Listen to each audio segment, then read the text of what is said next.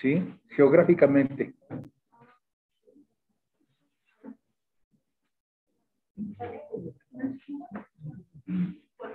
América, vamos a decir así, ¿verdad? Muy bien. Esto es lo que lo que podemos hablar en cuanto a los antecedentes. El origen es de América y se usaba de manera en ceremonias, ¿verdad?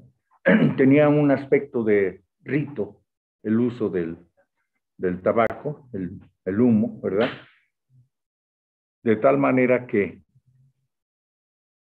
es conocido desde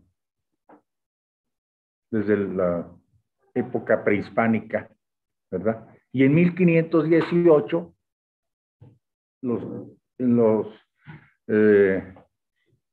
los europeos que vinieron a la América, ¿verdad? Lo llevaron a Europa, ¿verdad?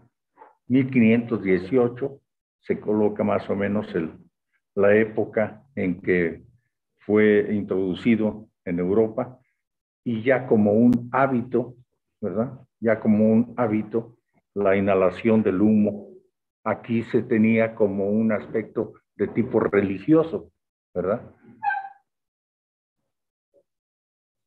En el siglo XIX se empezó a generalizar el uso del tabaco, tanto en Europa, en América, ya en el siglo XIX era propiamente un hábito generalizado, ¿verdad?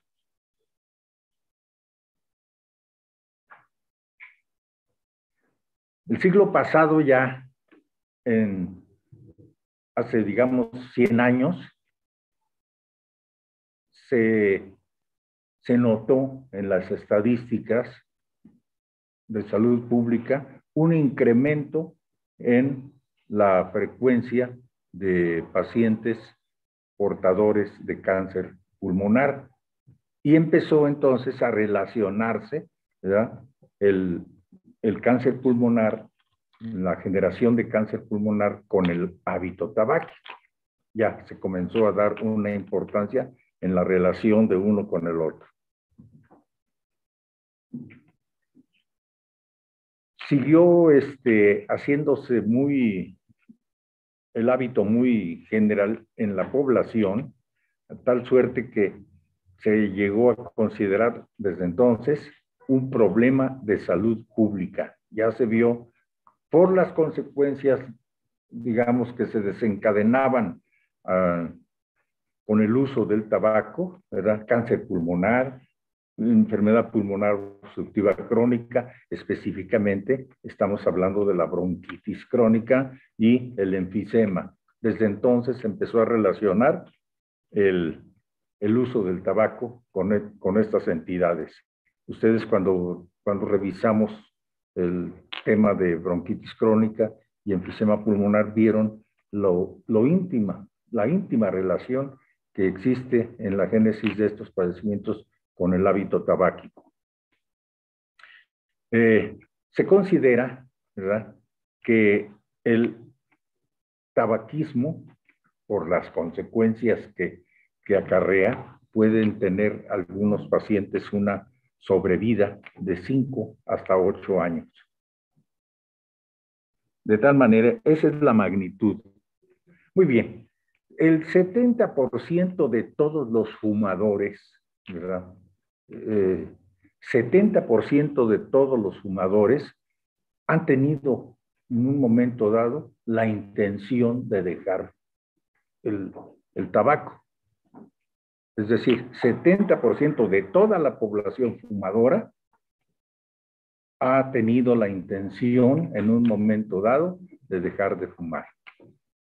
Pero solamente el 30% de estos, ¿verdad?, lo intenta. Es decir, una cosa es que desee dejar de fumar, ¿verdad? Y otra es que lo intente, el 30%.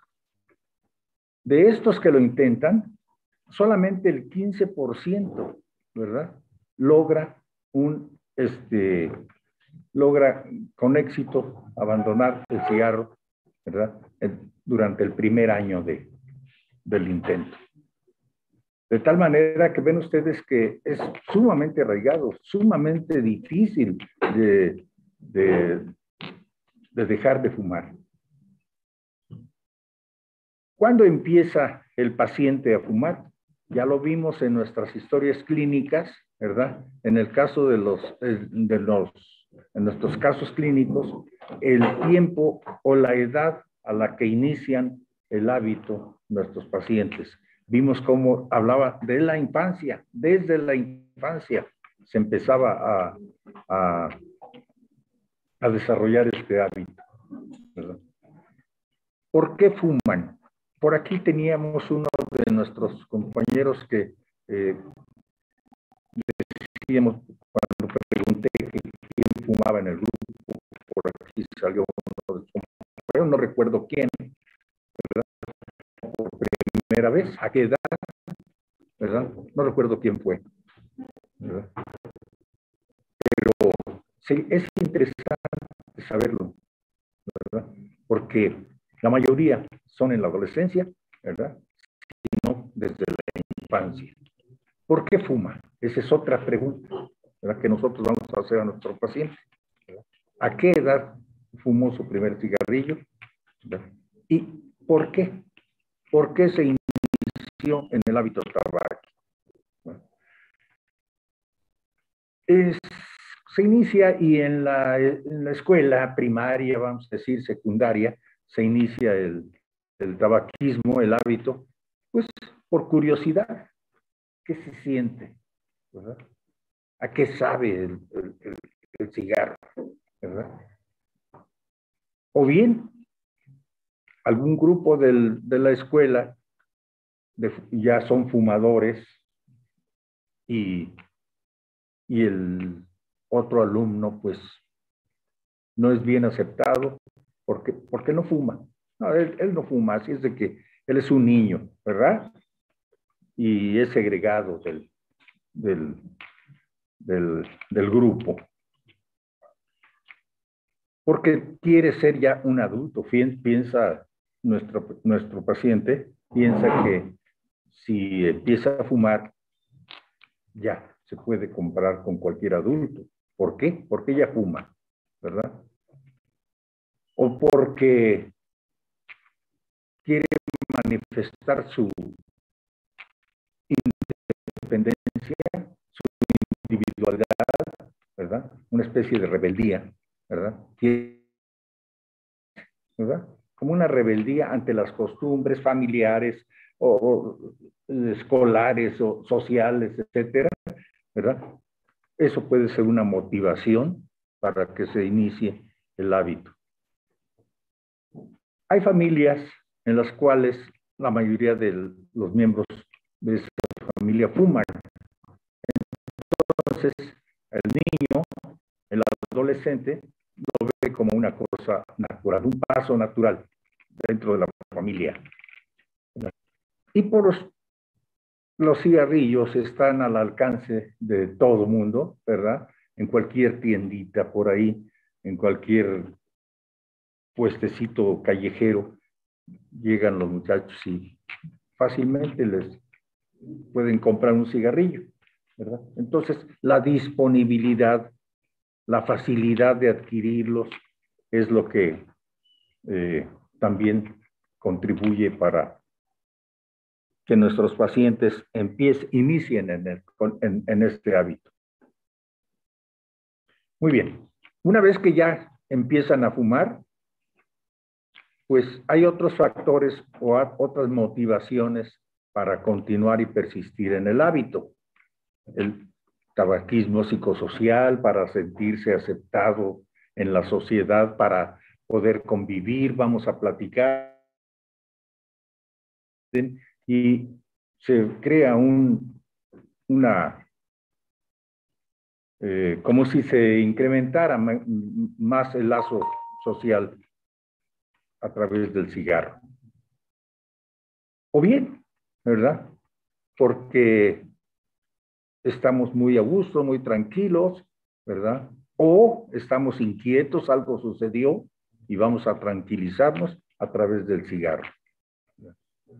Se llega a formar, se llega a establecer prácticamente un rito. Volvemos a la época prehispánica que mencionaba, ¿verdad? Cuando el cigarrillo era usado en ceremonias, ¿verdad? No es que ahora se esté, digamos, idealizando con el tabaco algo en sí, sino que es la forma de prácticamente se convierte en un rito el hecho de fumar. La forma de sacar la cajetilla, la forma de sacar el cigarrillo, la forma de tratarlo, la forma de encenderlo, todo se convierte en un rito. Todo esto tiene que ver cuando revisamos a nuestros pacientes, o bien, ¿verdad? Pues merezco fumar, merezco un cigarrillo, ¿verdad? ¿Por qué? Pues por la jornada de trabajo, estuvo muy pesada, creo que merezco fumar. O bien, ¿verdad? Es el momento de las actividades pesadas, me siento ante el televisor, voy a ver el partido X del deporte que sea, ¿verdad? Y no hay más que encender el cigarro y fumar tranquilamente. Vean ustedes cómo todos estos aspectos son dignos de tomarse en cuenta en el análisis del hábito tabáquico en nuestros pacientes. Eh, Después de algún percance, de algo, lo primero que hace el paciente es sacar su cigarro para tranquilizarse, ¿verdad? O bien para estimularse. El señor mecánico, por ejemplo, del taller automotriz, ¿verdad? Va a empezar a trabajar y antes de ello, ¿verdad? Saca su cigarro, empieza para estimularse, para estar a gusto el inicio de su trabajo, ¿verdad? De tal manera que se va haciendo una adicción. Y cuando pensamos que hay adicción, cuando nosotros sentimos abstinencia por no fumarlo, ¿verdad? Hay personas que ya de manera, pues inconsciente, por decirlo, salud, tienen, sacan el cigarrillo, lo encienden, ya ni se dan cuenta de lo que están haciendo, lo hacen automáticamente, ¿verdad? Todo esto es lo que quiero que veamos que tenemos que tomar en cuenta para poder catalogar a nuestro paciente como fumador. Se crea una dependencia. Esta va a ser física o psicológica, ¿verdad?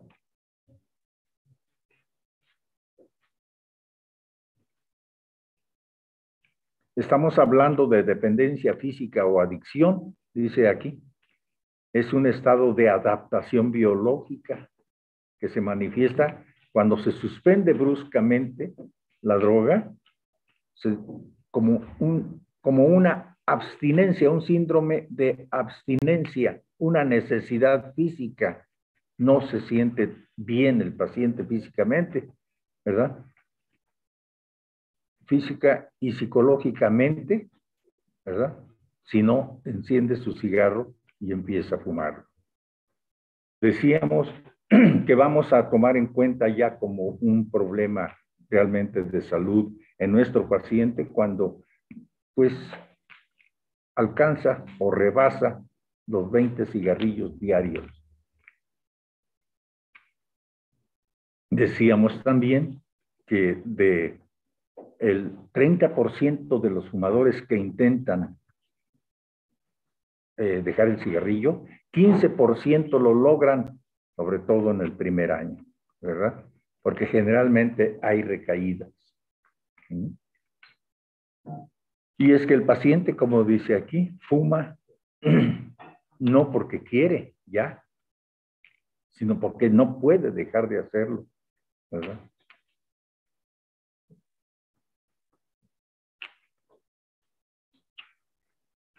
Esto sería ya la dependencia psicológica, el hábito. Lo hace en forma compulsiva.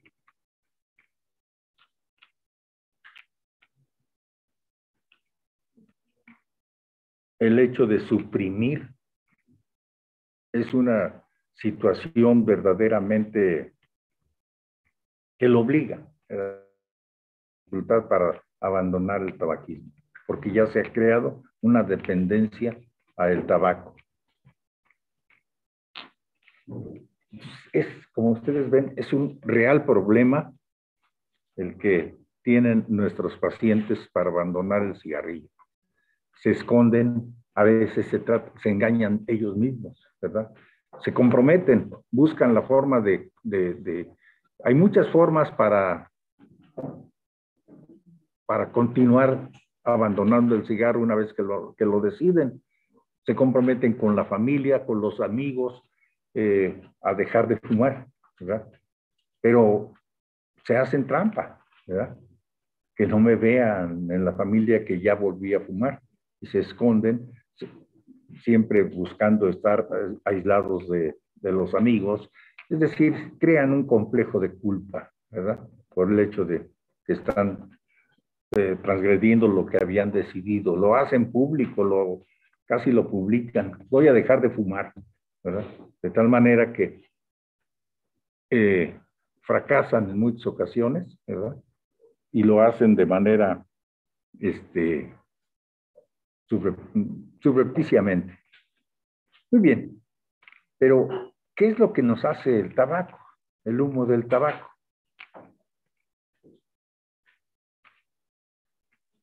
Tiene más de 4,000, no dice 3,000, más de 4,000, 5,000 compuestos diferentes, ¿verdad? Pero el humo del tabaco que nosotros vamos a consumir, ¿verdad? Pero hay uno que es mucho, muy importante, sobre todo porque tiene que ver con la adicción, con la dependencia, y es la nicotina.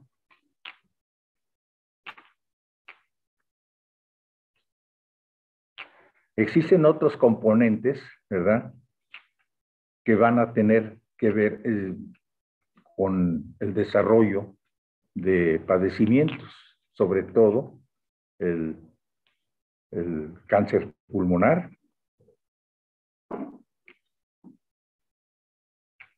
los alquitranes y el monóxido de carbono, fundamentalmente porque van a actuar sobre las células del árbol bronquial. ¿Qué vamos a tomar en cuenta entonces, decíamos, cuando interrogamos a nuestro paciente? ¿A qué edad? La forma de fumar. Bueno, esto más que nada es porque las patologías que se desarrollan con este hábito, ¿verdad?, tienen mucho que ver con la forma de fumar. Se ve una diferencia entre el que fuma el cigarrillo común, ¿verdad?, o con el que fuma con pipa, ¿verdad?, o el puro, ¿verdad?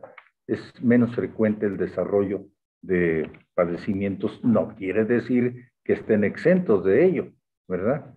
Pero sí hay una diferencia en la frecuencia de padecimientos relacionados con el hábito de cada paciente. Es mucho más frecuente el desarrollo de patologías con el cigarrillo común.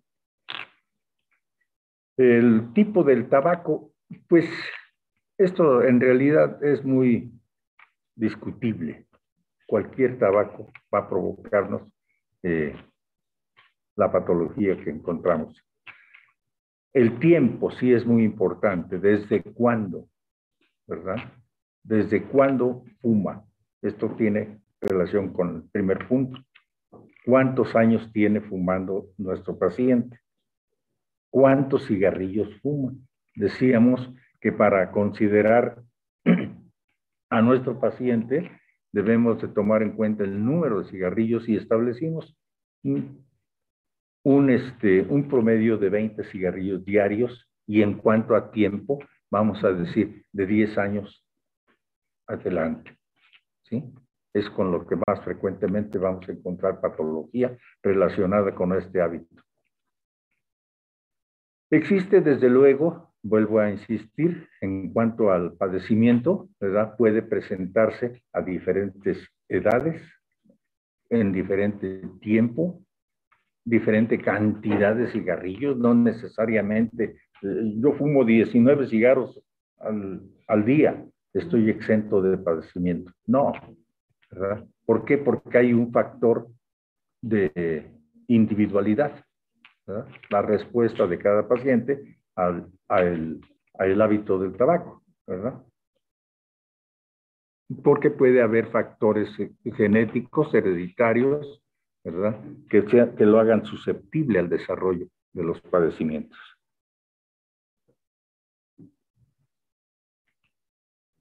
Esto es lo que ocurre si ustedes se toman en cuenta cuál es el área de contacto de nuestro organismo con el medio ambiente. Bueno, 70 a 100 metros cuadrados. Es la superficie que nuestro sistema respiratorio tiene en contacto con el medio ambiente, ¿verdad? Es decir, nosotros decimos, bueno, los bronquios miden tanto, los bronquios secundarios, etcétera, miden tanto, pero los alveolos, ¿cuánto? Es un área, ¿verdad?, entre 70 y 100 metros cuadrados lo que tenemos para poder en contacto con el medio ambiente, el aire que respiramos, ¿verdad? Y si este aire va contaminado con ese humo, ustedes pueden darse cuenta lo expuestos que estamos, ¿verdad?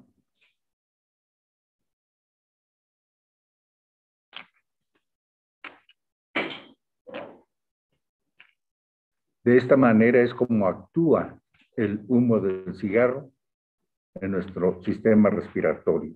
Altera los mecanismos de defensa. Y si sabemos que desde las vías respiratorias superiores hasta el árbol bronquial están pequeños filamentos, ¿verdad?, los cilios, y sabemos cuál es la función de este sistema ciliar, ¿verdad? Recordamos que están en constante movimiento, ¿verdad? ¿Y cuál es la función, verdad?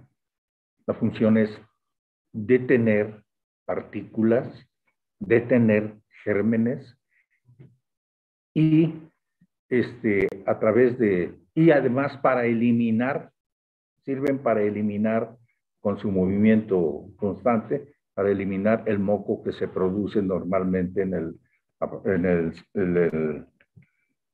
la superficie bronquial, ¿verdad? Entonces, el humo del tabaco, el tabaquismo, va a inhibir la motilidad, el movimiento de estos cilios. Con ello trae como consecuencia una, ¿verdad?, en la eliminación del moco que se produce, y por lo tanto nos expone a infecciones de manera repetida, ¿verdad? Entonces, vean ustedes cómo la inhibición de la motilidad ciliar, ¿verdad?, tiene una consecuencia, las infecciones repetidas. Recuerden ustedes, aquí hablamos de los cuadros bronquiales, ¿verdad? Y también mencionamos que uno de los factores era, ¿verdad?, la motilidad ciliar.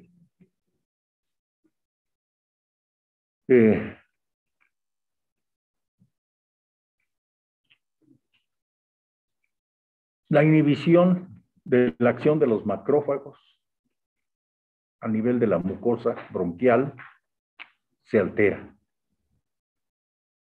O quiero decir, la motilidad se altera, provocando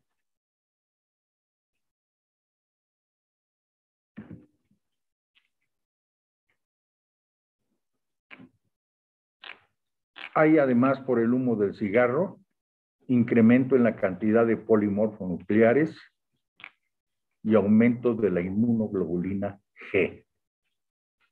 son las alteraciones que directamente va a provocar. Las alteraciones anatómicas va a provocar un proceso de inflamación que tiende a la cronicidad, ¿verdad? Edema de la mucosa, hipertrofia e hiperplasia de las glándulas mucosas y de las células caliciformes. Esto va a traer un aumento en la cantidad de moco. Entonces, si aumenta la cantidad, aumenta la producción de moco y combinado con la inhibición en la motilidad de los cilios, esto propicia infecciones recurrentes.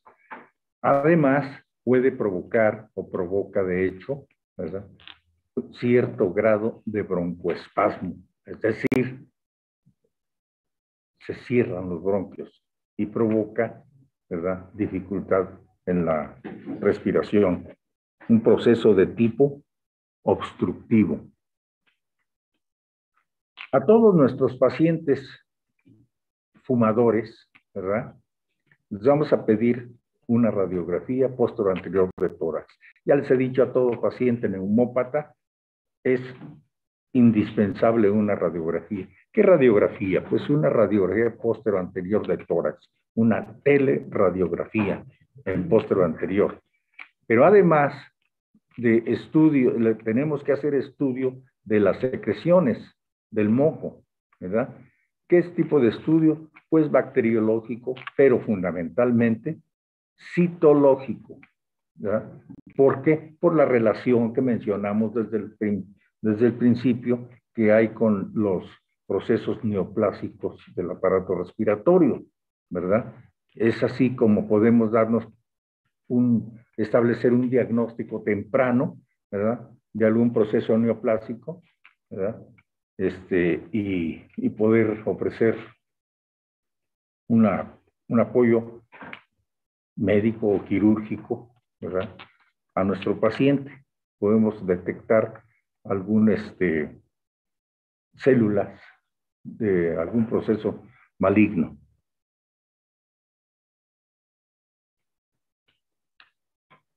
Los pacientes con este problema de tabaquismo también van a desarrollar por lo mismo, ¿verdad?, enfermedad coronaria, isquemia, básicamente. Puede desencadenar asma bronquial, hablábamos de broncoespasmo. Vamos a desarrollar, ya esto ya lo vimos, la enfermedad pulmonar obstructiva crónica en cualquiera de sus formas principales, ¿verdad?, ya sea la bronquitis crónica, ya sea el enfisema pulmonar. Recuerden lo que les dije, generalmente vamos a encontrar asociado alteraciones de un paciente con bronquitis crónica, también alteraciones de tipo enfisematoso, ¿verdad? Está relacionado con la osteoporosis, con el desarrollo de úlcera gástrica, pacientes con gastritis repetida, ¿verdad? Hay relación con las alteraciones perinatales, problemas de sinusitis, las vías respiratorias superiores, o con la enfermedad vascular cerebral. Es decir, todo esto es lo que rodea al tabaquismo. Ustedes también deben de tomar en cuenta que hay personas que no activamente fuman, sino lo hacen de manera involuntaria, o como dice aquí, tabaquismo pasivo. Yo lo llamo tabaquismo involuntario, ¿verdad? Generalmente lo vamos a ver en las personas, meseros, por ejemplo, ¿verdad?, en los lugares, bares, etcétera, donde hay gran cantidad de fumadores y el ambiente es sumamente viciado, ¿verdad? Y las personas ¿Usted fuma? No, contestan, ¿verdad? Pero lo está haciendo de manera involuntaria porque se desarrolla durante gran parte de su vida, ¿verdad? En un ambiente contaminado por el humo del cigarro, ¿verdad? Eso serían el tabaquismo pasivo o involuntario, llamémosle. También dentro del hogar, dentro del ámbito familiar, ¿verdad? Los niños, ¿verdad? O la esposa del fumador, o el esposo del fumador, porque en la actualidad también podríamos considerar que inicialmente el uso del tabaco era casi patrimonio del hombre, ¿verdad? En la actualidad es compartido, ¿verdad? El hábito ya no solamente es tributario de un sexo, sino es indistinto. Y esto puede ocasionar dentro de la familia un tabaquismo involuntario en el resto de la familia, si hay un fumador. Hay familias que son fumadoras en todo el núcleo. El tabaquismo y embarazo es muy importante. Decíamos que la mujer ya es fumadora también. En la actualidad muy frecuentemente nos encontramos con ellas y es necesario tomar en cuenta esto, sobre todo cuando hay embarazo. ¿Por qué? Porque aumenta los padecimientos perinatal alrededor de este embarazo. Hay mayor peligro de aborto o hay partos prematuros. Todo esto desencadenado o en relación con el hábito tabáquico. Mencionamos la muerte intrauterina, sobre todo en las 20 a 28 semanas de gestación, es cuando vemos esto. Y lo relacionamos con el uso del tabaco, la mujer embarazada. Muy bien. ¿Qué hace el médico? El médico debe de tomar ante una situación de todos sus pacientes y que tienen el hábito del tabaco, ¿verdad? En el grado que consideremos, ¿verdad? Tabaquismo ocasional, etcétera, porque el fumador ocasional puede desarrollar posteriormente el tabaquismo en sí como padecimiento. Entonces, todos los médicos deben de tener por lo menos un momento, ¿verdad? Unos minutos para hacerle notar al paciente el, el riesgo de fumar. El riesgo de fumar debe ser abordado por el médico siempre con todos sus pacientes que tengan en diferentes grados el hábito del tabaco.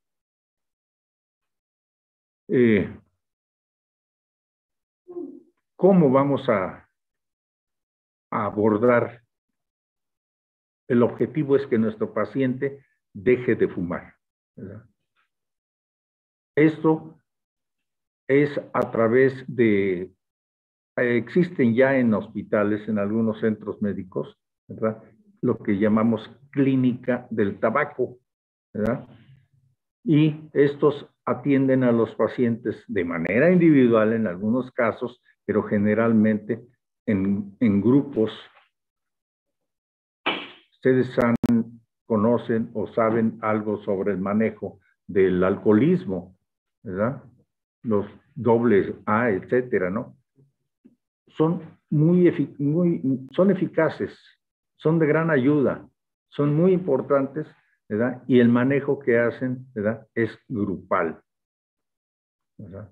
Entonces, se ha utilizado también la terapia, ¿verdad? En grupos para el manejo de estos pacientes. Buscar que el paciente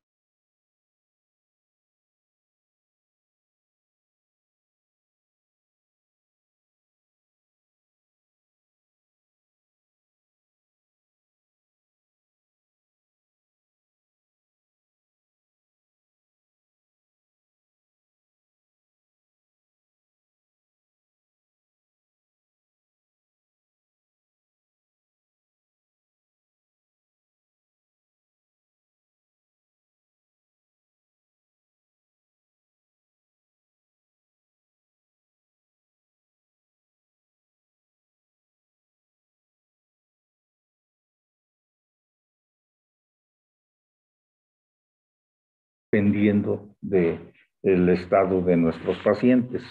Si hay alguna alteración psicológica, ¿verdad?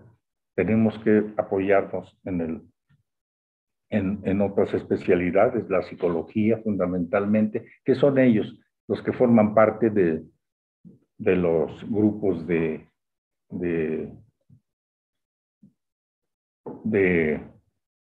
las clínicas del tabaco, ¿verdad? Está formado por un psicólogo, el médico, los fisioterapeutas, etcétera, ¿verdad? Inclusive el trabajo social. Todo ello forman un grupo que es lo que va a considerarse como la clínica del tabaco.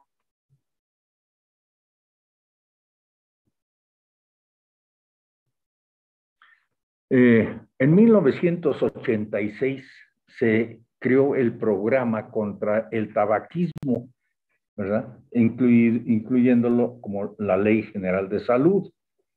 En la actualidad, hace, como digamos, unos 15 días, 3 semanas por ahí, se acaba de establecer en la ley la prohibición, así, prohibición de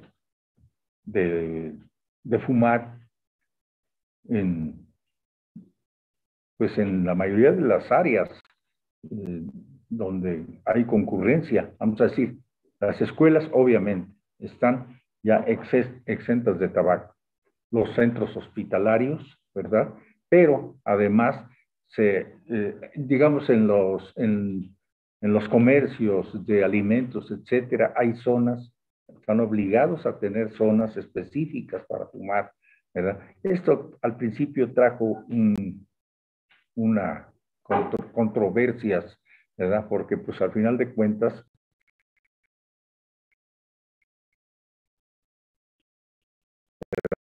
¿por qué me prohíben fumar, ¿verdad? Pues el mal me lo estoy ocasionando yo. Y si no me interesa a mí, ¿por qué me lo prohíben? Pues sí, pero es como en la actual pandemia, ¿no? ¿Por qué nos debemos de proteger? Los protegemos nosotros, pero también. Entonces, esa es una forma también en la que se está tratando de acabar con el tabaco, con el hábito del tabaco. Incluye la nueva ley, ¿verdad? La adición a la ley, la prohibición de la difusión, la propaganda, tanto en los medios de comunicación como los medios impresos, ¿verdad? Ya es historia, no sé si ustedes alcanzaron a ver cuando presentaban la propaganda, los carteles de los fumadores, ¿no? Marlboro fue muy, muy utilizado, utilizó mucho los medios de difusión para darse a conocer. Muy bien.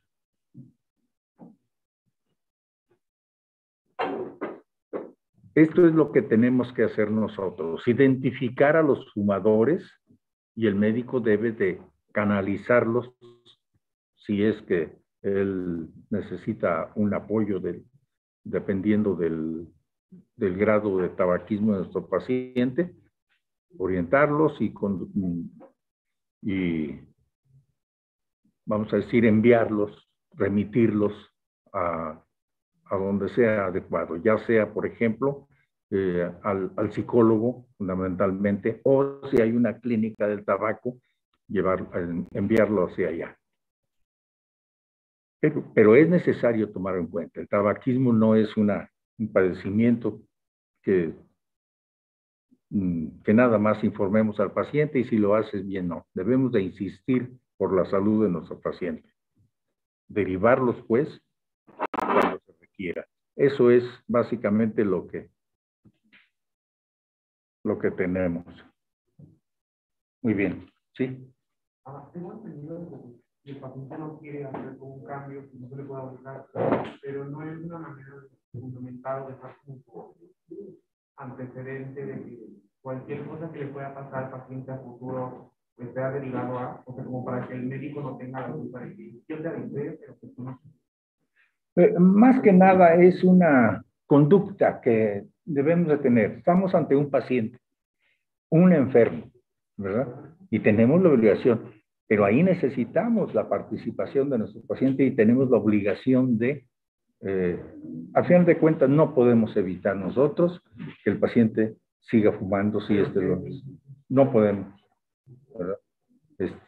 Hasta ahí llega nuestra conducta, ¿verdad? Orientar.